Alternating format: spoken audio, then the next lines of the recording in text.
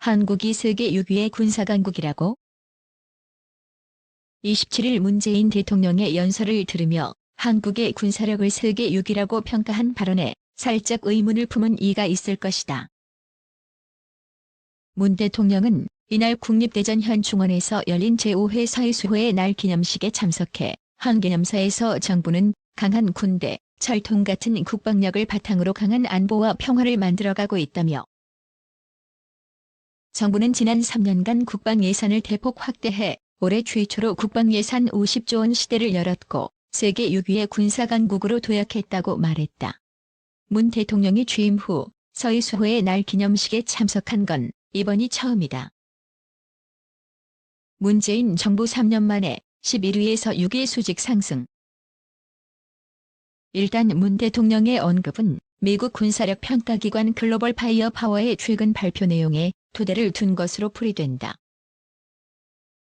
GFP는 매년 세계 각국의 전차, 함정, 전투기 등 동원 가능 전력뿐만 아니라 인구수, 경제력, 국방비 등 전쟁 수행 능력도 합산해 군사력을 평가하고 순위를 매긴다. 올해도 세계 138개국의 군사력을 평가해 최근 순위를 공개했다.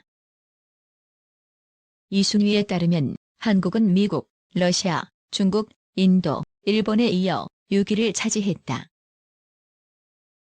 GFP는 한국에 대해 국방 예산이 50조 원을 넘고 정규 지상군 58만 명, 예비군은 310만 명, 전차 2614대 등 막대한 군사력을 보유하고 있다고 평가했다. 문재인 정부가 출범한 2017년만 해도 GFP 평가에서 한국의 군사력 순위는 세계 11위였다는 점을 감안하면 지난 3년간 국방 예산을 대폭 확대했다는 문 대통령 말처럼 지난 3년간 괄목할 만한 변화가 있었던 점만은 분명해 보인다. 군사강국 순위에선 영불독보다 높지만 물론 현재 쓰고 있는 국방 예산 등을 토대로 매긴 군사력 순위가 현실과 얼마나 부합하는지는 의문으로 남는다.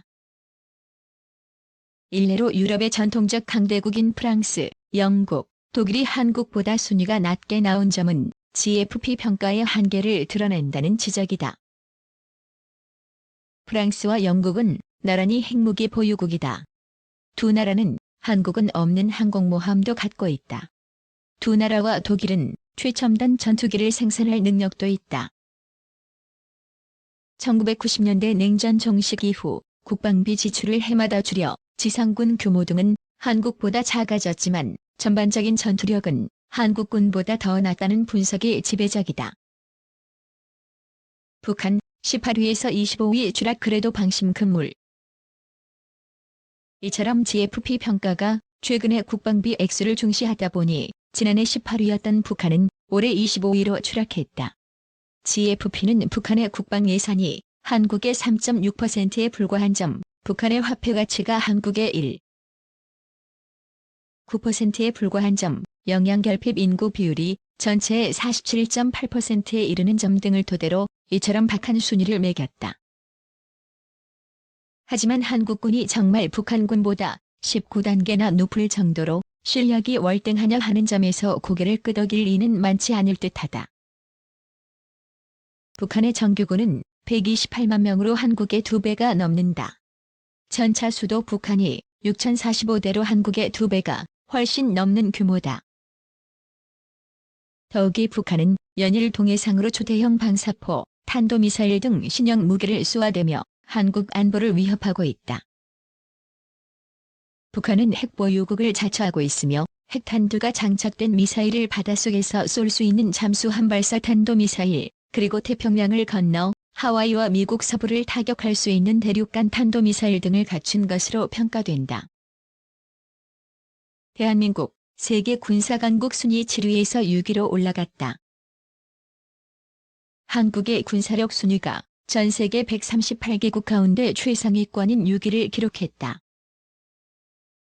이는 3년 만에 11위에서 5계단이 오른 것일 뿐 아니라 프랑스, 영국, 독일 등 유럽 강대국들을 제치한 순위라 더욱 괄목할 만하다. 지난 22일 매년 세계 138개 국가의 군사력을 비교해 순위를 매기는 군사력 전문 분석 단체 글로벌 파이어 파워는 한국의 군사력 순위를 6위에 랭크했다. GFP는 전차, 함정, 전투기 등 동원 가능 전력뿐만 아니라 인구수, 경제력, 국방비 등 전쟁 수행 능력도 합산해 평가한다. GFP에 따르면 한국은 육군의 전력이 특히 높게 나왔고 전쟁 수행 능력의 핵심 지표로 꼽히는 경제력 역시 높은 평가를 받았다. 해공군력 또한 인접한 북한과 비교했을 때 상대적으로 큰 우위를 점했다. 한국은 현재 스텔스기인 F-35A를 도입하고 차세대 한국형 전투기를 개발하고 있다. 2017년 기준 12만 톤 규모의 전투함대는 10년 내에 19만 톤 이상으로 확장될 예정이다. 반면 북한은 경제난 심화로 국방 예산이 최근 크게 줄어 국방력이 약화됐다. GFP 순위도 단 1년 만에 18위에서 25위로 떨어졌다. 한편 미국, 러시아, 중국은 1에서 3위로 최근 수년간 변화가 없었다. 인도도 4위를 유지했고 영국 역시 동일한 순위를 유지했지만 프랑스와 독일은 각각 2계단, 3계단씩 하락했다.